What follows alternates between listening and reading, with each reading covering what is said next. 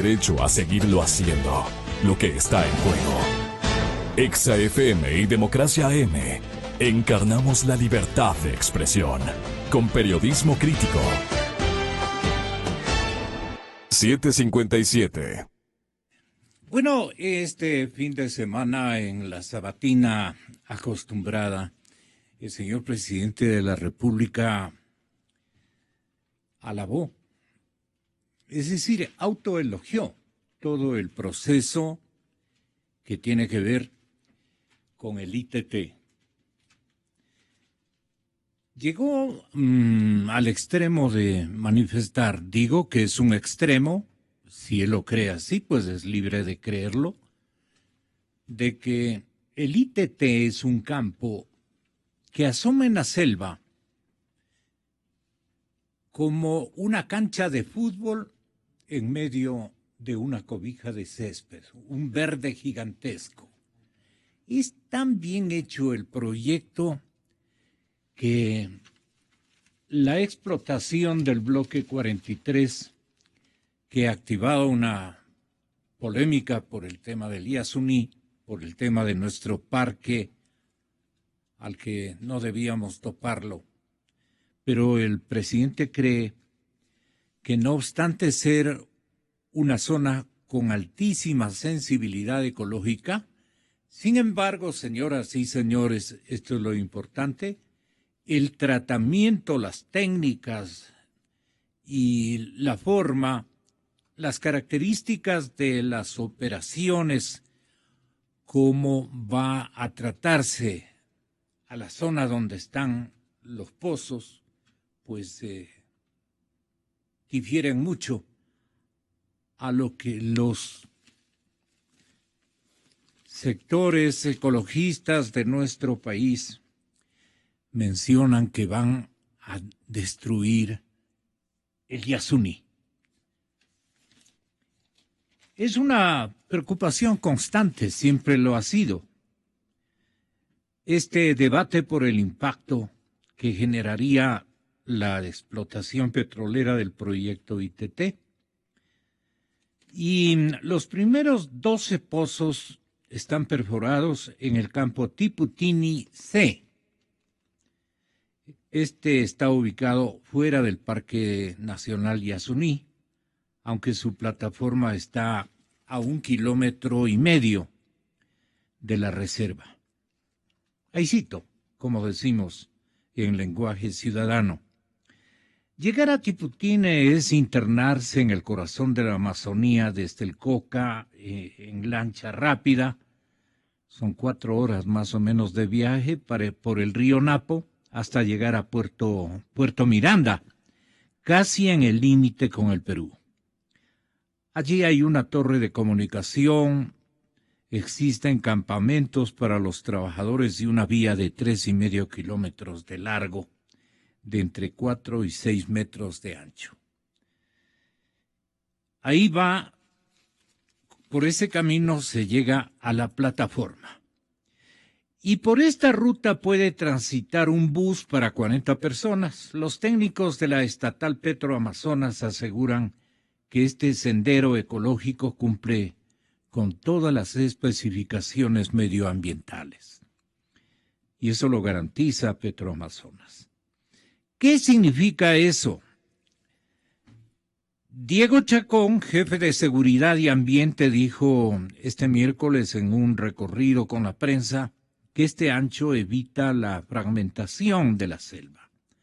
Además dijo que se han elaborado puentes de dosel para facilitar el tránsito de especies arbóreas como monos,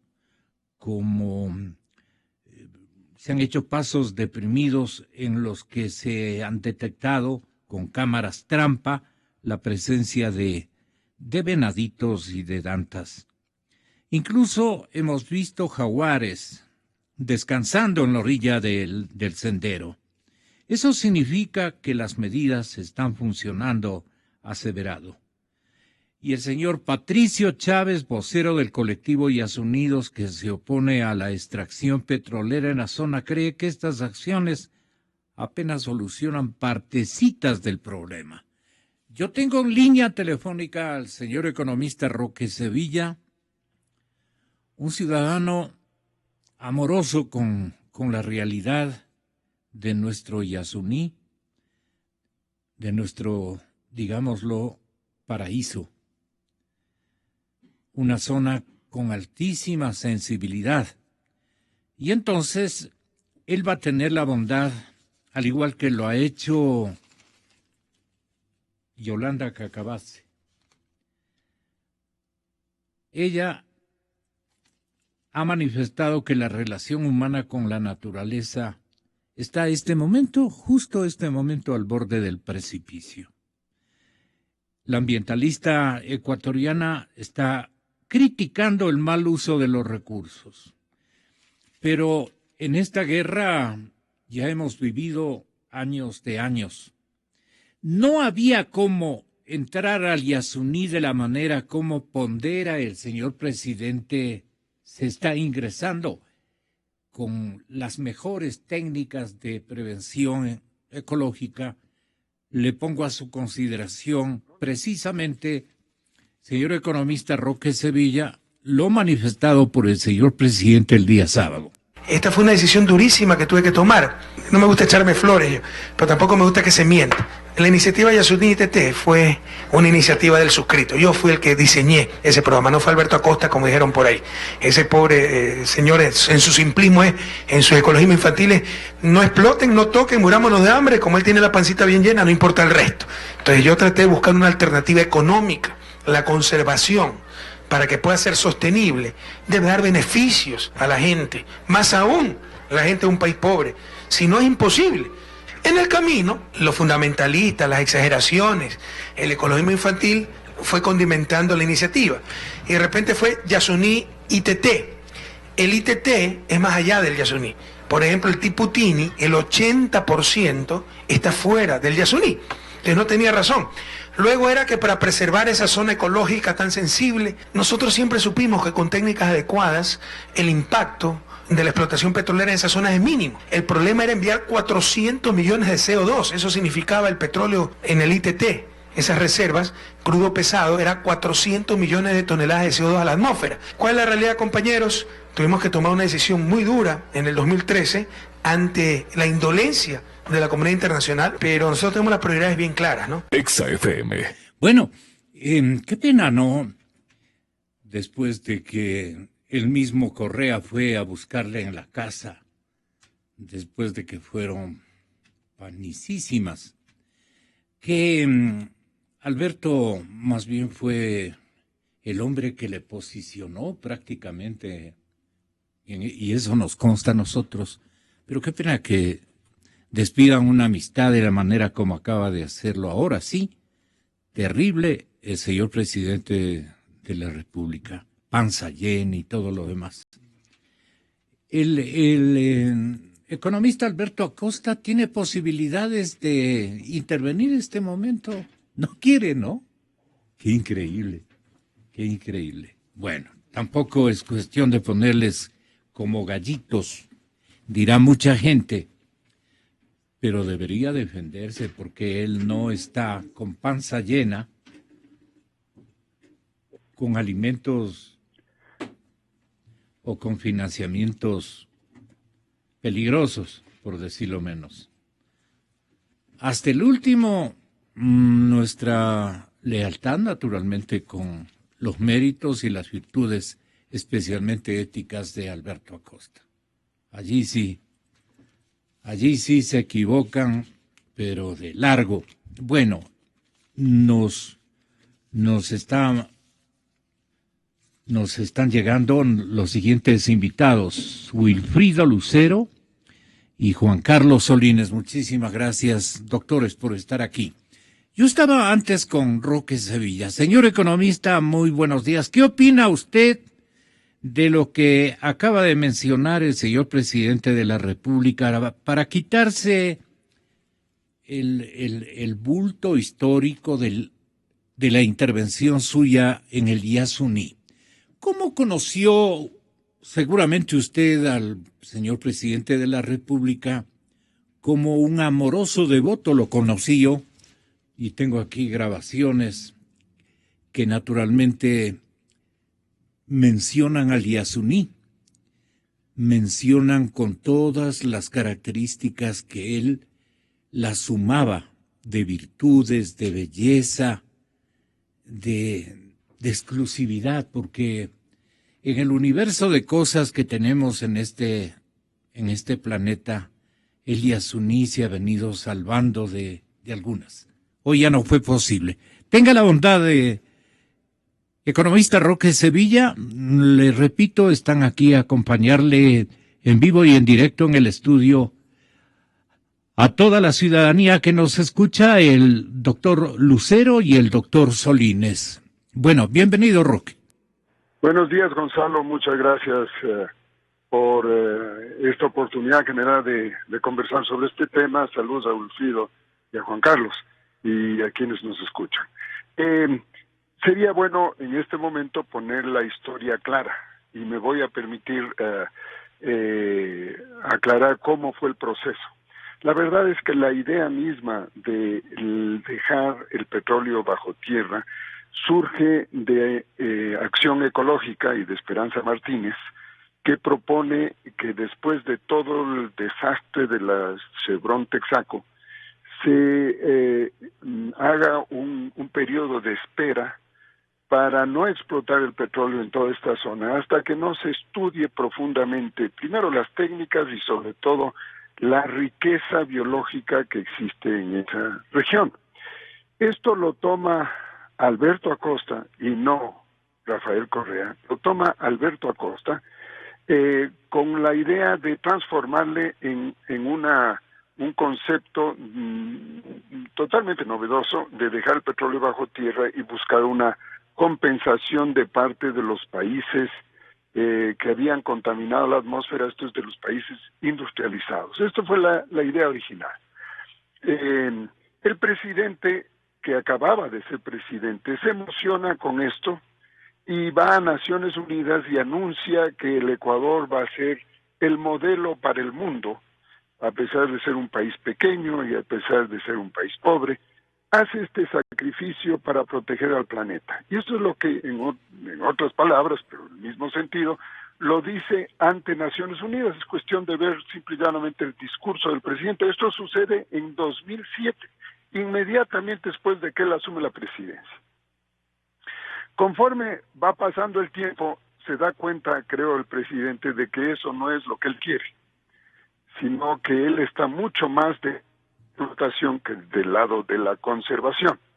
Sin embargo, a mí me busca el presidente, yo no le conocía a él, nunca le había visto. Me llama un buen día y me pide que yo lidere esta comisión conjuntamente con Yolanda Cacabatze, Francisco Carrión y Carlos Larrea. En buena todos línea, ¿no?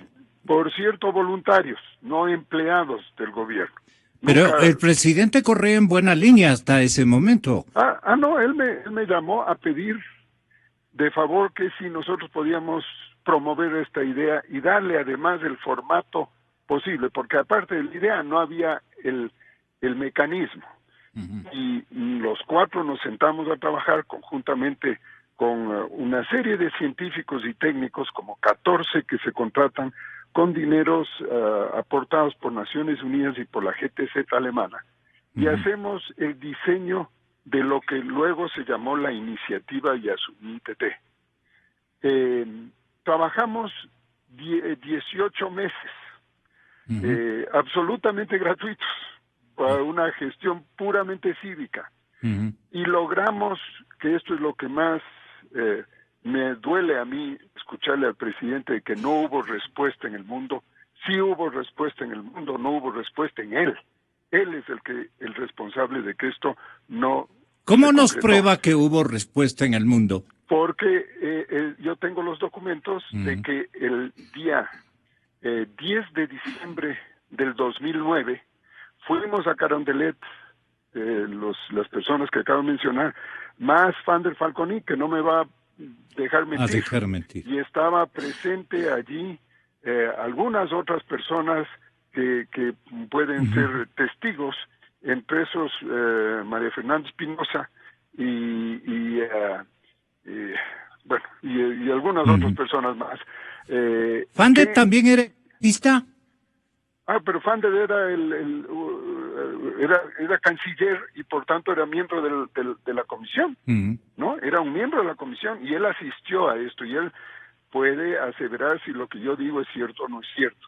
Pero adicionalmente fuimos nosotros a hacer todas las gestiones ante los países europeos y donde mayor éxito tuvimos es en Alemania, en donde varias otras personas, empresas, Horacio Sevilla, embajador en Berlín, tampoco me va a dejar mentir, porque él estuvo presente en esta reunión, y Marcela Aguinaga, que era la ministra de Medio Ambiente, estuvo también presente, y Van der Falconi también, en una reunión con el viceministro de Cooperación, en que nos aceptó el hacer un aporte durante 13 años de 50 millones de euros, que traducidos a dólares de la época, sumado todo eso, eran 910 millones de dólares en 13 años.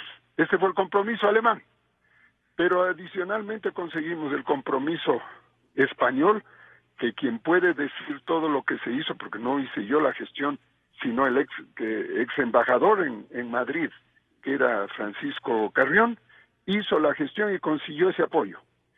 Esos dos países lo único que exigían es que tengamos algo que nosotros mismos propusimos desde el fideicomiso listo, que había yo negociado con Naciones Unidas. El presidente, cuando le hice esta presentación, la sumatoria de los aportes de Suecia, Francia, Italia, Alemania, España, sumaban 1.670 millones de dólares. Y el presidente emocionado nos dijo el 10 de diciembre que vaya Yolanda Cacabatze y Van der Falconi a Copenhague, en donde se iba a celebrar el 16 de diciembre la reunión del cambio climático. Y Yolanda Cacabatze viajó con Van der Falconi y consiguió que 15 jefes de Estado asistan a la ceremonia el 16 de diciembre. El 15 de diciembre el presidente me llamó por teléfono a mí a decirle que no se firme el contrato, porque consideraba que era un atentado contra la soberanía, cosa que era absolutamente irracional. Y tuvo Yolanda que llamar a los 15 jefes de Estado y cancelarles la reunión. Vergonzoso el encargo. Absolutamente vergonzoso. Y ahí sale en una sabatina inmediata a decir que se metan las moneditas por las orejas. Ahí se acabó todo. Evidentemente, después de eso, aparecerse a pedirle plata, como le tocó hacer 8 meses después a Ivonne Bacchi, evidentemente ni le recibían a ella. Cuando ya teníamos nosotros este compromiso de todos estos países. Así que puedo aseverar que el mundo, no el mundo, esos países respondieron absolutamente de manera favorable a la propuesta. Y quien falló fue el presidente de la República, Rafael Correa Delgado. El hecho de que no se va a respetar este patrimonio natural, lo vamos a tratar en las próximas horas, y aprovecho para presentarle una invitación muy cordial. Ojalá para el día de mañana podamos tratar, en cambio, la forma cómo se va a dar el tratamiento al Yasuní a través de la implementación y la activación, naturalmente, de la explotación de todo el sistema petrolero que se está en este momento refundando. Así es que, con un abrazo, Gonzalo, me despido. Solo decirle una idea, porque creo que es muy importante esto. Por favor. La explotación del petróleo en el Yasuní, ya no hablo como ecologista, sino como economista. ¿Ya? Y perdonen la palabra porque no tiene otro nombre, es una estupidez económica, es una tontera económica. ¿Por qué es porque estupidez?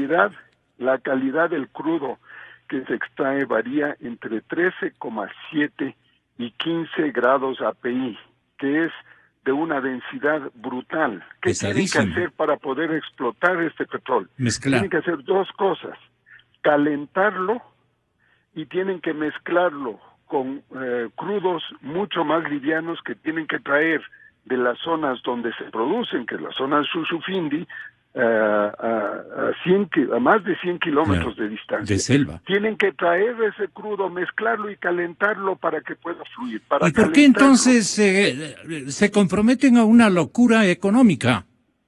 Bueno, porque usted sabe, el negocio petrolero, y el mejor ejemplo que tenemos es todo lo que hemos escuchado en su propia radio, del grado de corrupción que existe ligado al negocio petrolero. Y lo hemos visto en la repotenciación de la refinería de Esmeraldas. Entonces, hay miles de agentes, entre comillas, altamente interesados en que este negocio continúe, porque si no, las oportunidades de negociados ya no existen. Y como todos los contratos son a dedo, entonces ahí está la corrupción a 1000 por hora. Eso es lo que se está jugando este momento. Al igual que el tema de la construcción de la nueva refinería, ¿no? El ministro coordinador menciona, el caballero, ¿cómo se llama? El doctor Poveda es. El doctor Poveda menciona que hasta fin de año estaría el financiamiento para esta refinería. Hicieron el canchón precisamente para decir esto. Es imposible que suspendamos habiendo invertido tanto dinero. Usted lo hizo de adrede, pues, para precisamente pero sembrarnos en el proyecto. Gonzalo, solo piensa en lo siguiente. Este rato ya están invertidos 1.200 millones de dólares. Tienen un potencial crédito que están buscando de 13.000 millones. Quiere decir que la refinería va a valer 14.200 millones hasta de este dólares momento, para hasta este una momento. refinería que procesa 200.000 barriles diarios, porque ese es el proyecto. Y solo le pido que usted ingrese y vea en un Twitter mío la información de una planta que este rato se está construyendo en México de 360,000 barriles y que vale 6.000 millones, o sea, vale menos de la mitad y procesa un 50% ahí está, pues, más. Ahí está. Y ahí está la explicación. Esto hay que preguntarle a Poveda cómo justifica los 14.200 millones. Entonces, no hay justificación alguna. Y va a suceder lo mismo que en la refinería Esmeraldas, que algo que debía costar menos de la mitad costó el doble. Porque los contratos, ya vemos, pues ya están claros, ¿no? De 79 contratos o algo así a dedo, que todos eran con un exceso de más del 50% del precio real. Y lo mismo van a hacer, porque ese es el estilo del negocio petrolero. Van a seguir haciendo esto y de paso destrozan uno de los lugares o el lugar de mayor biodiversidad del hemisferio occidental. Así que la combinación es un destrozo de la moral y de la ética y un destrozo de una de las reservas ecológicas más valiosas del país. Usted lo dice. Muchas gracias, señor economista, por haber participado en este programa. Gracias. Le saludamos con el respeto de siempre, doctor Lucero, y a usted también, señor doctor Juan Carlos Solines. Yo quería explicar un poco de esto que para mí tiene un valor inmenso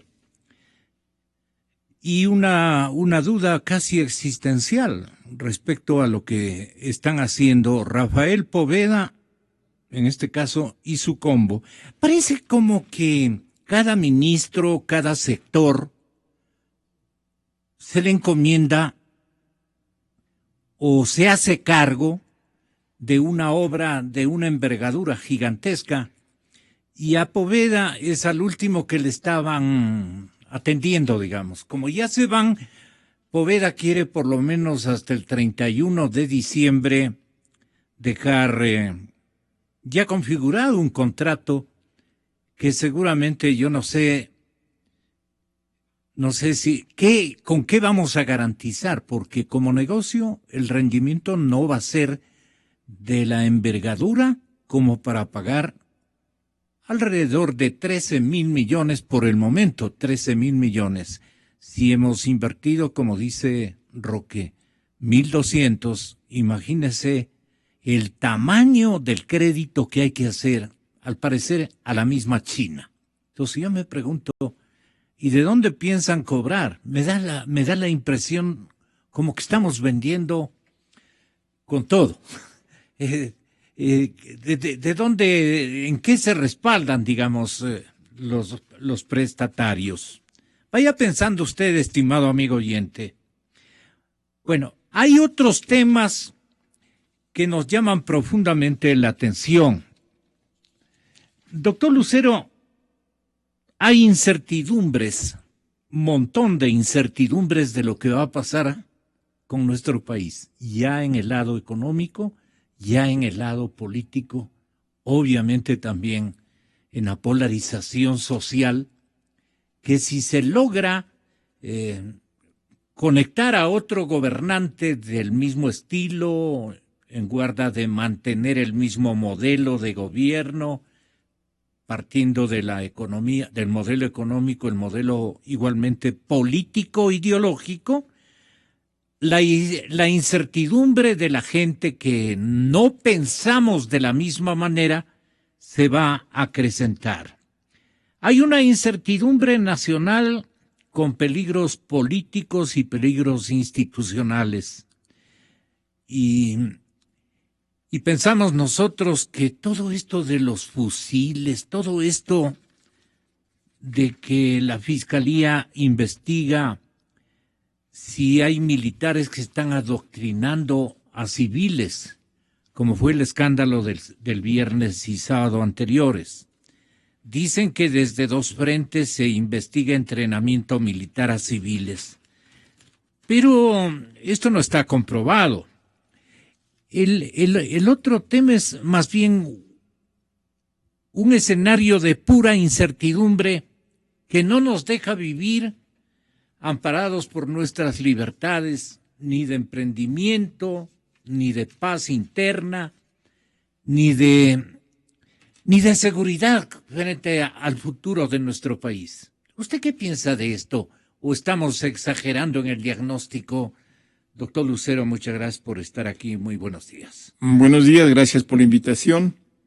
Una satisfacción estar aquí con Carlos Solines y por la vía telefónica con Roque Sevilla.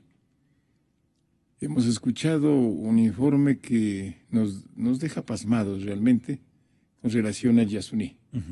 Pero ese es un tema que deberán tratarlo.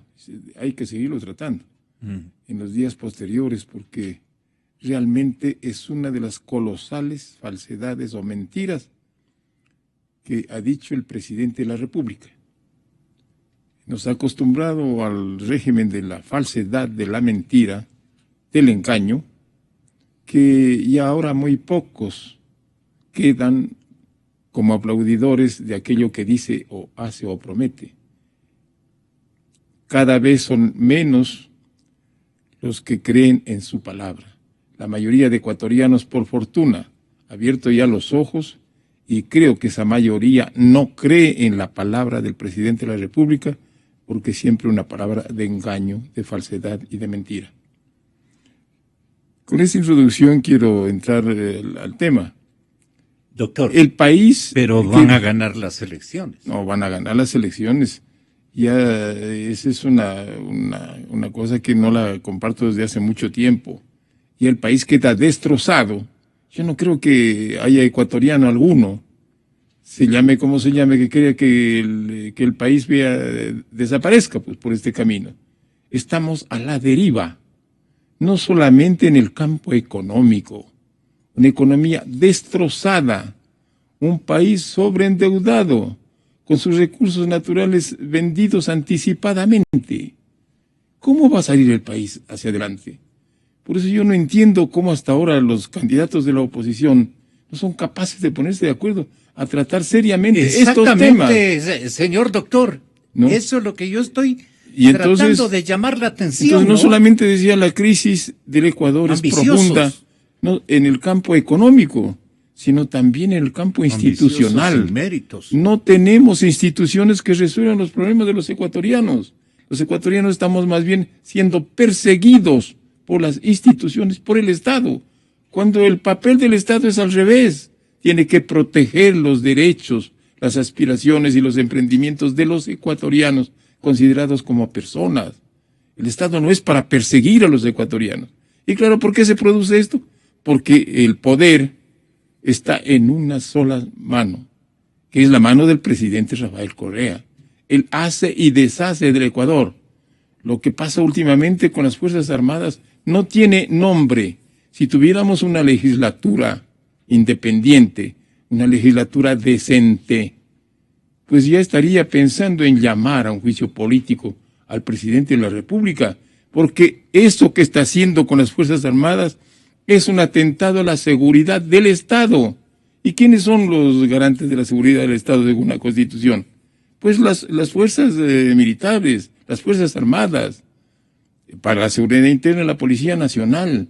Si destruimos a la institución encargada de la seguridad del Estado, ¿qué estamos haciendo? Atentando directamente contra la seguridad del Estado. Eso, por otra parte, es un delito que está tipificado y sancionado en el Código Penal, que ahora se llama Código de no sé cuánto, con esos nombres rimbombantes que les ponen, creen que con eso han hecho ya la revolución. Doctor Solines, las incertidumbres, porque son múltiples las incertidumbres que este momento tiene que administrar el ecuatoriano común, el ecuatoriano ilustrado, el ecuatoriano empresario, el ecuatoriano emprendedor. Todos los ecuatorianos están cargados de incertidumbres. ¿Hacia dónde estamos caminando? Y le vi que usted se entusiasmó de coraje. Perdone por ponerlo así. Se entusiasmó, pero con coraje, cuando Wilfrido Lucero nos hace pensar en el escenario de que todo estamos vendiendo anticipadamente como que fuera nuestro, como que nuestra generación gubernamental o administrativa de nuestro estado, de nuestro país, termina con este periodo. Estamos vendiendo todo. Yo creo que les va a faltar un poquito de tiempo para enajenarnos absolutamente todos los activos con que con tanto esfuerzo ellos mismos incluso complementaron. Ahora están vendiendo lo que han construido. Entonces, ¿de qué se trata todo esto? Piensan quedarse, dicen la mayor parte. Están en eso. Piensan quedarse. ¿Con qué votos? No sé. Eso es responsable el ciudadano cuencano, etcétera, etcétera. No estoy dando nombres. Tenga la bondad. Gracias, Gonzalo, por la invitación. Un saludo a la audiencia, a Wilfrido, a Roque en la línea telefónica. Usted preguntaba cuáles son las incertidumbres del ecuatoriano en este momento, y creo que las incertidumbres del ecuatoriano son las propias incertidumbres de la crisis, de un país que está entrando en una crisis severa, en donde los jóvenes no encuentran empleo, en donde quienes tenían empleo lo están perdiendo, en donde las familias a todo nivel y de todo estrato social tienen que empezar a hacer ajustes, y ajustes cada vez más severos en sus economías. Las empresas tienen que reducir personal, tienen que reducir gasto. Y claro, en ese contexto de incertidumbre para el país, vemos un gobierno en decadencia, un proyecto político en absoluta decadencia y descomposición. Se nos presentaron como el partido país, ¿no? Patria altiva y soberana, nos decían. Pero resultó ser el partido de la ambición, del insulto y del saqueo. Eso representan las siglas de Alianza País hoy en día.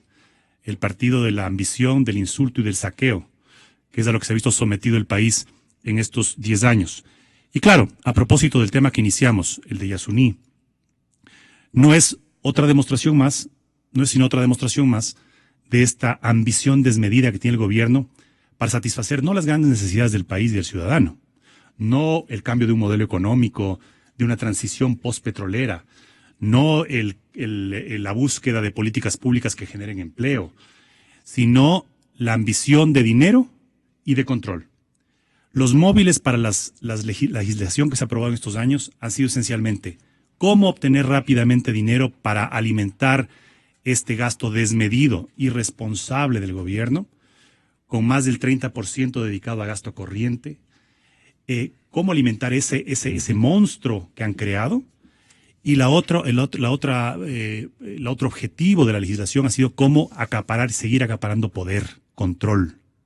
Entonces, todo lo que se ha hecho, incluyendo la explotación del Yasuní, en donde Roque describía cómo se dieron los hechos, en donde, claro, el móvil del gobierno no fue como se nos presentó el proteger la naturaleza y la vida, porque debemos pensar que el Ecuador en este momento, más allá de que se nos hable de cambio de la matriz productiva, de revolución industrial o de lo que fuere, tiene que pensar seriamente cuáles son sus ventajas competitivas. No se va a poner a producir bienes de capital que en China o en otros países resultan muchísimo más baratos por tecnología, por mano de obra y por muchas otras condiciones de la economía. El Ecuador tiene que buscar realmente un nicho en donde realmente sea competitivo y hacia allá enfocarse. Y si es que pensamos cuáles son las características únicas, las ventajas únicas del Ecuador, está precisamente en estos espacios naturales de vida silvestre, de vida humana, de pueblos no contactados, que son únicos en el mundo, únicos en el planeta, que no lo va a poder reproducir ni China, ni Disneylandia, ni ningún otro país, porque son propios y únicos. Pero eso poco le importa a este proyecto político corrompido. Perdone, Colombia ha puesto candado a sus selvas.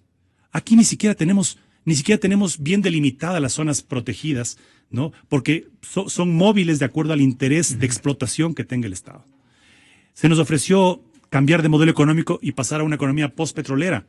Y seguimos ahora en anuncios, 10 años después, en anuncios grandiosos, grandilocuentes, diciendo, ahora con la explotación de estos 12 pozos de Tiputini, en el bloque 43, ¿no? Se empieza una nueva era petrolera para el Ecuador. Sí, lo que los ecuatorianos demandamos, las nuevas generaciones demandamos, era que Ecuador pueda dejar de depender del petróleo, que pueda reinventar su economía y comenzar a identificar esos nichos en donde el Ecuador realmente puede destacarse, sea en la producción agrícola, sea en la explotación turística, sea en la conservación de estos espacios únicos en el planeta.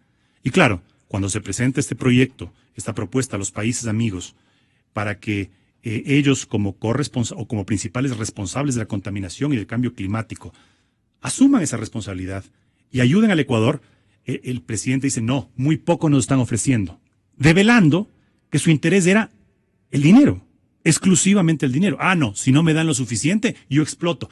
¿Y en dónde quedó la naturaleza? ¿Y en dónde quedó los principios que supuestamente respaldaban las leyes unidas? Entonces, estamos abocados ahora a un proceso primero de decadencia del proyecto político, y donde tenemos la oportunidad, los ecuatorianos, como país, como sociedad, los ecuatorianos tenemos la posibilidad cierta de recuperar la democracia y de recuperar nuestro propio destino.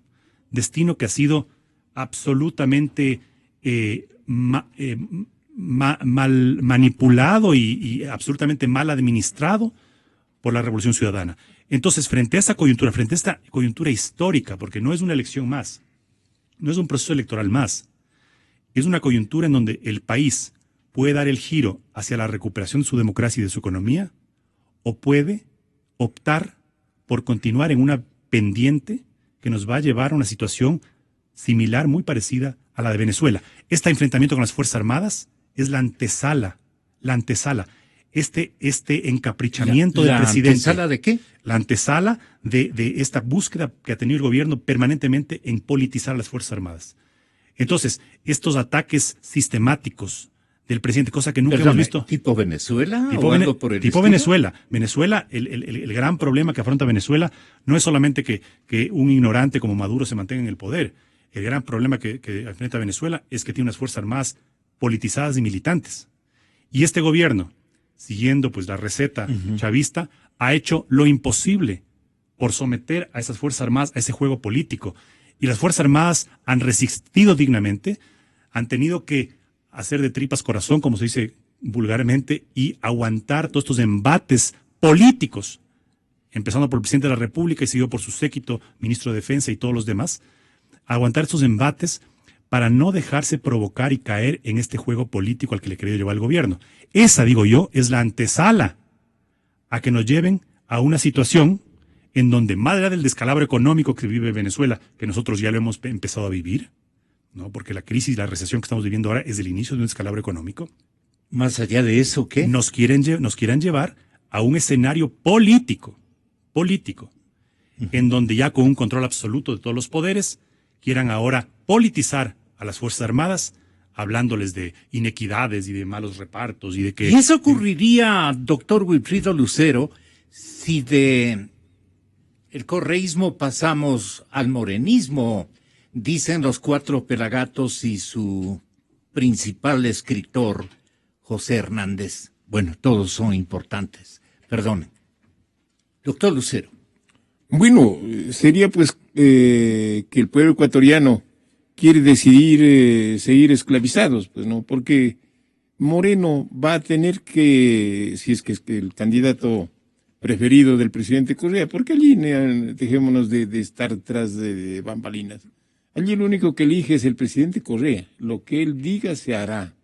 De tal manera que lo demás son como el mundo de carpetas que recogen para disque escoger a los mejores. Uh-huh. Y los mejores entre comillas ya están escogidos. Pero de el antemano. mejor para el presidente de la República es su vicepresidente, no precisamente el señor Moreno. Entonces, por eso digo, el que elija él, ¿no? El que elija él. Y yo no he dicho, pues, si el presidente dice que sea Moreno, será Moreno. Si el presidente dice que sea Glass, será Glass.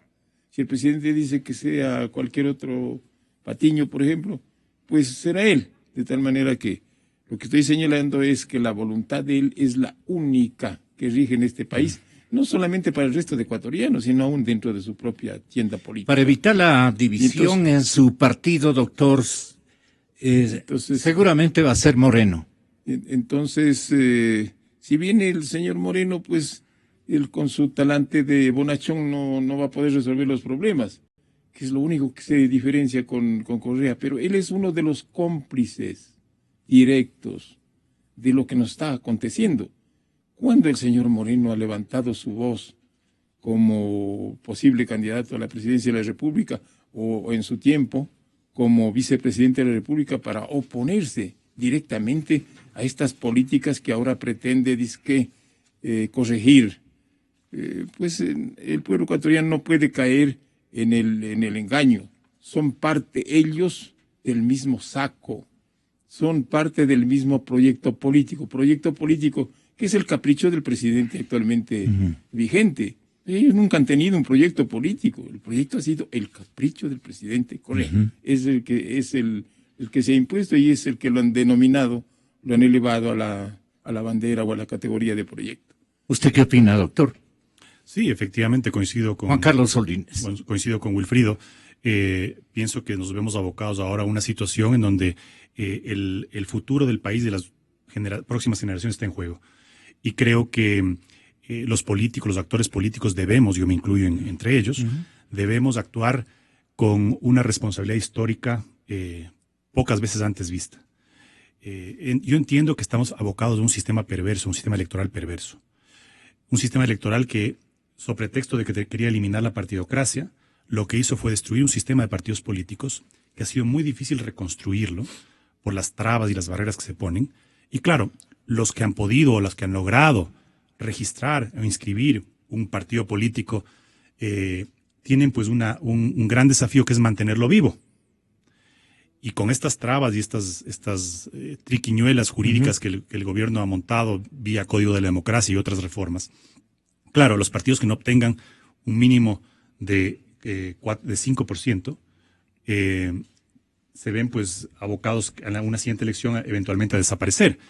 Esto ha ocasionado pues que el surgimiento de nuevos partidos reproduzca esa fragmentación que existía antes. Y entonces que cada uno ahora busque su propio candidato a la presidencia, que busque sus propias listas de asambleístas. Y lo que no nos estamos dando cuenta es que los asambleístas se eligen en la primera vuelta. Entonces, aunque los actores políticos estén aspirando a que haya una segunda vuelta y se pueda ganar la presidencia, en la primera vuelta se van a elegir asambleístas. Y si es que el partido de gobierno, la Revolución Ciudadana, con Alianza País, van en un solo bloque con candidatos, aunque no tengan ya el arrastre porque están sumamente mermados desde el punto de vista electoral y de credibilidad, aunque estén mermados, van a tener un bloque muy representativo porque están unidos en un solo frente. Mientras que la oposición, al atomizar sus fuerzas, ¿no? Seguramente va a entrar por minorías en este perverso método de Hunt. Eso es lo que da coraje. ¿No es cierto? Entonces, ¿qué pasa? En el supuesto de que hubiese una segunda vuelta y se lograra ganar la presidencia de la República para salir de la tremenda crisis económica, política e institucional en la que se encuentra el Ecuador, ¿cómo se lo va a hacer sin una asamblea en donde el nuevo presidente tenga mayoría? Entonces, nos vamos a ver abocados a que la crisis se va a agudizar y el nuevo gobierno va a estar atado de manos, porque no va a poder ni siquiera derogar leyes. Es decir, cómo desmantela el andamiaje perverso que ha montado la Alianza País, tanto jurídico como institucional, ¿no? Para controlar y amarrar. ¿Cómo se va a deshacer de todos estos mandos altos, medios, bajos, de gente sin escrúpulos que ha copado el Estado y que ahora lo maneja en todas sus instancias? Esa es la principal incertidumbre, doctor Lucero. Así es. Y de eso deben estar conscientes los dirigentes y los sectores, los y los ciudadanos, partidos y los movimientos de la llamada clase oposición. media. Todos hablan de unidad, pero hasta ahora no vemos una real unidad. Más bien, pues han aflorado ya las ambiciones legítimas o no, de ubicación en las listas y todo eso. Claro que tienen que tratar ese tema, pero como lo dice Carlos, con un profundo sentido de país, porque no estamos en una campaña electoral, si el término es adecuado, normal, regular. Esta es una campaña electoral en todo caso atípica, porque las condiciones que están impuestas por el correísmo, así lo determinan. Entonces, si no hay una unión verdadera en los propósitos, en los objetivos, una unión básica, con sentido esta vez sí de patria, dejando a un lado cualquier aspiración de grupo o de partido, pues no vamos a llegar a conseguir el propósito, que es desmantelar el correísmo de todo aquello que ha significado, pues, un verdadero lastre para la democracia y para las libertades. No van a poder derogar ni siquiera la ley de comunicación, la llamada ley Mordaza, porque lo es. Pues, y entonces la gente va a desilusionarse a poco tiempo. El endeudamiento que tiene el país, el sobreendeudamiento, no va a permitir que el nuevo gobierno pues entre a manejar normalmente las finanzas públicas cuando todo el mundo le va a cobrar dinero. Pues el nuevo presidente de la República, que yo lo llamo rescatista de las ruinas en que quede el Ecuador, pues apenas saque la cabeza el primer día, pues ya va a recibir el cobro de los chinos, pues, la exigencia de cobro, y saca la cabeza por otro lado, pues al siguiente día, y los mismos chinos le van a seguir cobrando el dinero. Y el país está sobreendeudado como nunca lo ha estado en la historia de la República. De eso tiene que estar consciente el pueblo ecuatoriano. Y una deuda que ha superado ya los 45,000 millones de dólares, con un petróleo que está vendido anticipadamente hasta el año 2024. ¿Qué recursos va a tener contratos misteriosos que hasta ahora nadie sabe en qué consisten? Porque un manto de oscuridad hay sobre todos esos contratos. Nadie sabe en qué consisten esos contratos y será pues una tarea que le corresponde al próximo gobierno para poder saber en qué condiciones se encuentra el país, en qué condiciones reales, y para saber, porque eso no lo vamos a permitir también, hacer las acciones correspondientes para que estos que hayan cometido delitos no queden en la impunidad. Cortito, Juan Carlos. Gonzalo, yo creo que el gobierno y este partido de la ambición, el insulto y el saqueo, Alianza País, no es que quieren ganar las elecciones presidenciales, necesitan mantenerse en el poder. No necesitan ganar unas presidenciales, necesitan mantenerse en el poder. Porque se les está derrumbando este castillo de naipes que construyeron, sustentado sobre todo en la corrupción. Cuando vemos, por ejemplo, no estamos hablando digamos, de corruptelas menores, estamos hablando de que el sector que más ingresos ha generado en estos 10 años, que es el sector petrolero, la cabeza del sector está involucrado en actos de corrupción de la más baja ralea. Y seguramente está ahorita callado o está presionado ¿Cuál para es que no la hable. cabeza?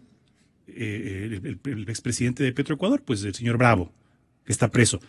Y ojalá, ¿Y el señor Pareja? ojalá venza los temores y hable y diga a todos los involucrados de alto nivel que están, porque no puede ser él solo que en el sector.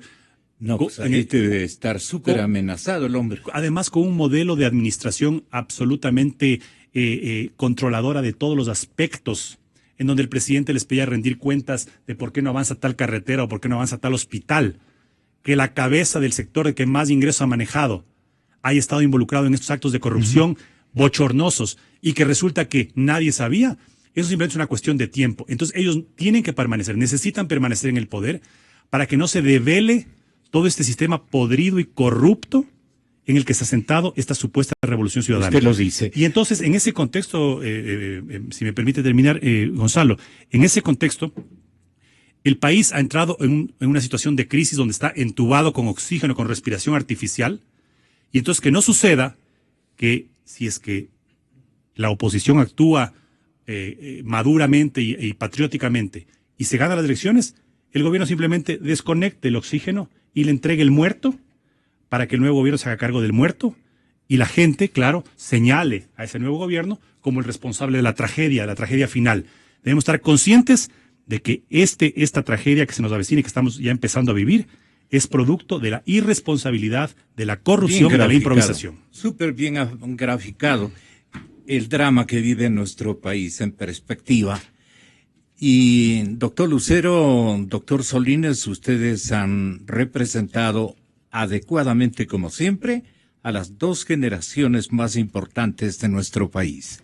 Y ahora vienen, señoras y señores, José Hernández, de Cuatro Pelagatos, Felipe Urbano de Lara, el académico muy conocido por todos ustedes, columnista de gran prestigio, y la doctora María Paula Romo, académica de la Internacional, es precisamente decana de la Facultad de Jurisprudencia de esa importante universidad ecuatoriana.